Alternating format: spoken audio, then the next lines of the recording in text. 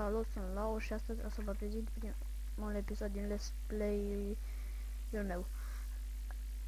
Și eu m-am uitat la multe videoclipuri și am văzut că ei făceau greu itemele encantate. Eu din prima, că am săpam așa în jos, așa de plictiseală, și am găsit 8 diamante. Aveam un Ce naiba tot îmi dă eroare? Când pornesc Bandicam îmi dă eroare. Și să-mi apară mai multe, cred. Făceau greu iteme encantate și am făcut iteme encantate că am de 30 și am o spawnă mai în față. O să vi le arăt data viitoare.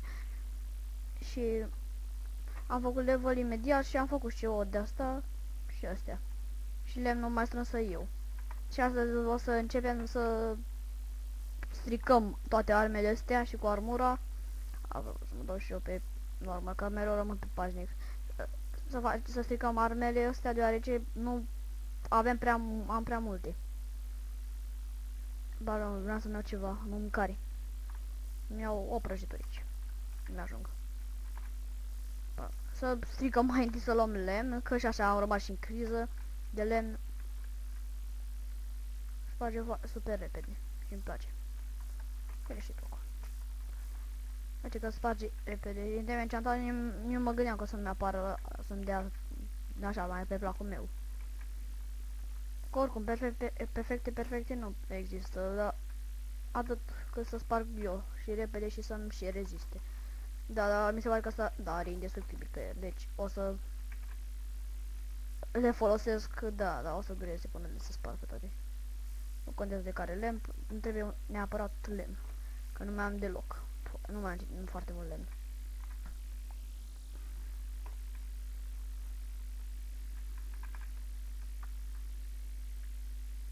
Mai am avut unele, când am făcut ăla de cocobin automat, am avut alte iteme și de tot, dar nu erau encantate. Am avut tot așa de iron și armură și armură și pantaloni și cască, dar papuci n-aveam.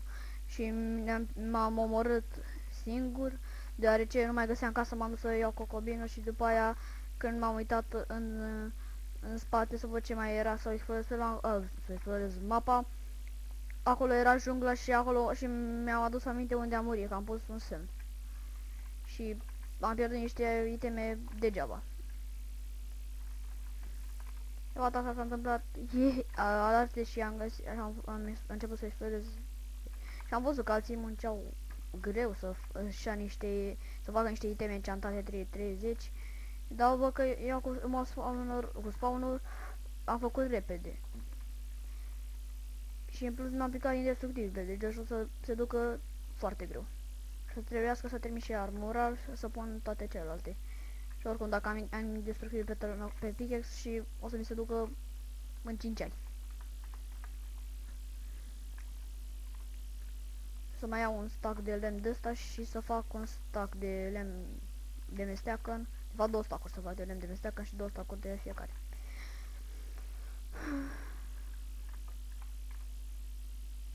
Data viitoare să mergem să căutăm și alte diamante. O să mai trebuiască, că vreau să fac și armură de diamant și vesea de diamant. Și mai fost odată la minat, acolo am o mină de-a mea. Măr. Este bun și el. Pickaxe nu am indestructibil, ba da, am indestructibil. Că am fost la minat să minez până jos și uite cât mi-a luat. Să minez până jos, mi-a luat. Și plus că am găsit vreo 11 iron și plus am găsit și 6 la diamond. Să dăm... nu se făcut poate încă. Să-mi trebuiască foarte mult lemn. De aceea nu mai vreau să rămân în criză de lemn.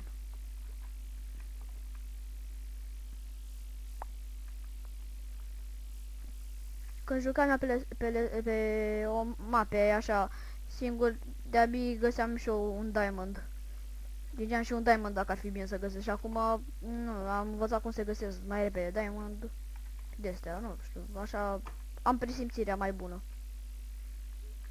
Sper să avem și niște monștri ca să reușesc să le iau și eu. Că trebuie...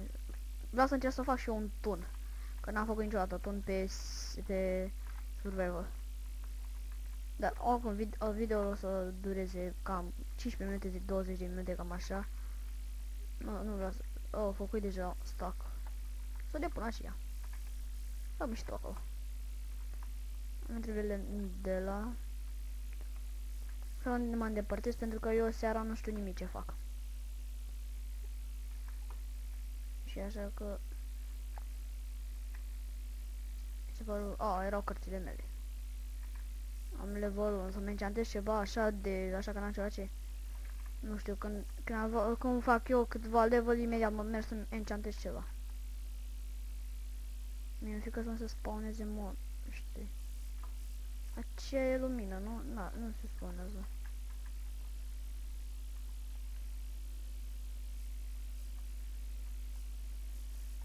Este normal, ar trebui să se spawneze ceva.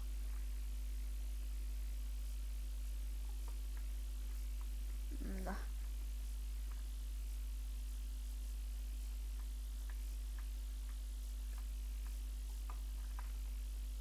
Ia să ieși și să revin înapoi. Așa. Așa. Da, nu se spawnează nimic.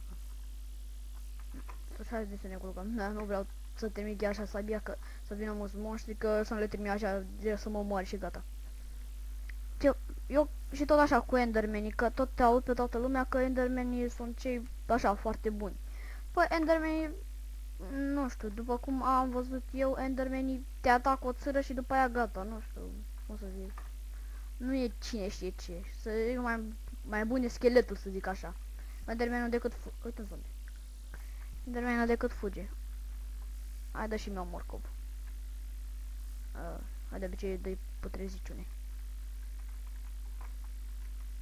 Da. Carnea asta putrezită, nu știu cum naibii de e bună. Îți ia din mâncare. Deci dacă mănânci, îți dă două și îți iau una. Deci, mai bine nu mănânci. Da, o să păstrez așa. Am o să-i pe asta să văd ce mai e. Ia să mă știi să o distrug copacul ăsta.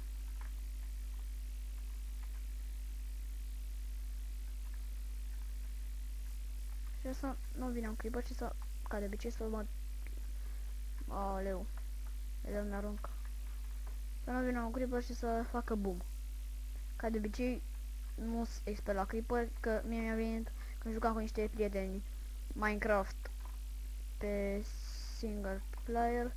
Jucam singur, nu pe single și la mine, că mereu sunt atent la asta. Jucam pe multiplayer cu niște prieteni, așa, pe un server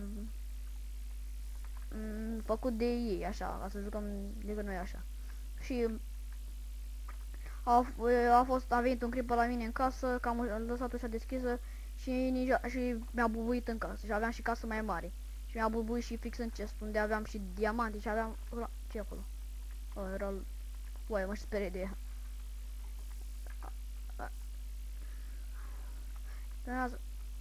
Ok, nu-i face. Am consumat ceva din... Aoleu, tot. Sar și cad.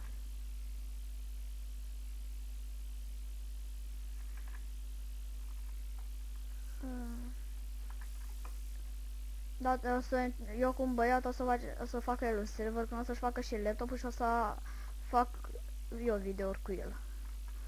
Să mai luăm și noi asta. Pun mâncare acolo. Este cam mică, până o să încerc să fac și un generator, nu un generator, unde să pun și decât să dau ca cocobinurile, să dau pe manete și să dau apă și să le ia pe toate. Dar nu prea mă pricep foarte bine la pistoane. Asta cocobinurile dintr-un tutorial și mai să încerc și eu, că pe single pen nu e greu respawn, că când am fost cu prietenii mei acolo am făcut o grămadă de stack-uri de respawn. Stai că mi-a apărut ceva. Da, m-a atenționat antivirusul, că aveam o grămadă de virus și am 3000 și ceva de virus și fac repede episodul și după aia îi dau o scanare. Na, tot mi-a părea că mi se deschide mai computerul singur, nu știu ce, că joc meti și da, mai bonsez și cu Switch-ul, că na, îmi vie și mie lene să tot bonsez. Păi filma decât 10 minute deocamdată, dar să filmăm până la 15. Aia, că în 5 minute nu cred că se distruge calculatorul. Dedo.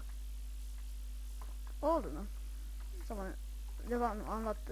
Am plantat alea să pun astea în chest. Pac, să luăm cocobinurile, să mai facem prăjiturică. Da. De acolo... Da, nu, o să pune undeva, asta așa, nu. Asta să pun aceea, lemnul ăsta să-l iau cu mine. Să facem repede și acolo. Și data viitoare să mergem după alte diamante. Oleu, că mi-a atenționat antivirusul, că vă zic că avea 3000 și ceva de virus. De când nu i-am mai dat scanare, cred că din vară nu i-am mai dat scanare, din vară și ceva. Aoleu. Nu vreau să-mi imaginez să vă... nu dăm de asta, nu trebuie de asta.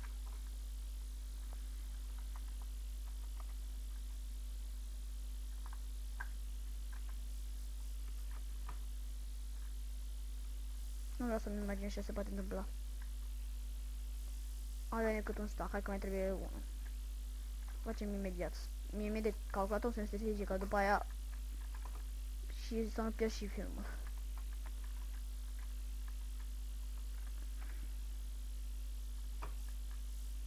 Aoleu, tot am venit să dau pe aia care schimbi arma și tot îmi pune asta în mână. Mai am un pic.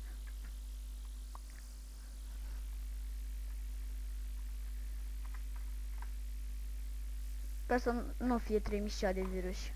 Că mi-a luat acum Bandicam-ul că filmez cu el, deoarece frapsul nu mi se aude. Am luat un full version și nu mi se aude. Filmează așa mult, dar nu știu ce tot are. O să văd cum băia să mi-l dea și mie ăla pe care filmează el, că de la un timp, ci că și lui nu mai merge frapsul ăsta și am uitat să-l cer și lui pe care îl are el. Nu mai e mult. Dar dintr-o dată mi-a apărut ăsta cu că au venit virus și mi-a apărut antivirusul și după aia imediat, că mi-a arătat cât virus are și nu știu ce și cum pot să-i odată, păi.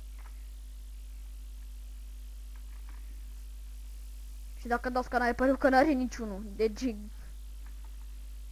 Aoleu, eu mănânc imediat, cum se face o de-aia mănânc imediat. Mi se dusă și o țără din asta. Deci ar trebui să le ducem pe toate.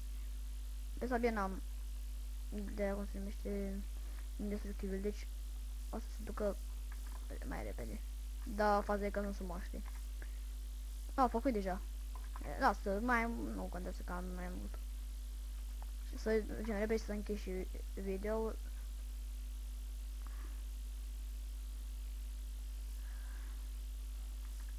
Ai frumos și așa.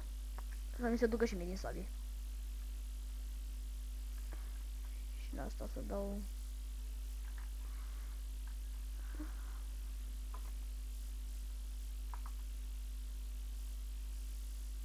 Aoleu, mereu dau pe ce nu trebuie. Lasă, prăjitura nu se la mine. Am mai mult de foame. Acum să iau toate astea. Și să le plantez. Aoleu, 3077 parcă era de virus. Aoleu. Săracul calculator. Cum l-a rezistat atâta?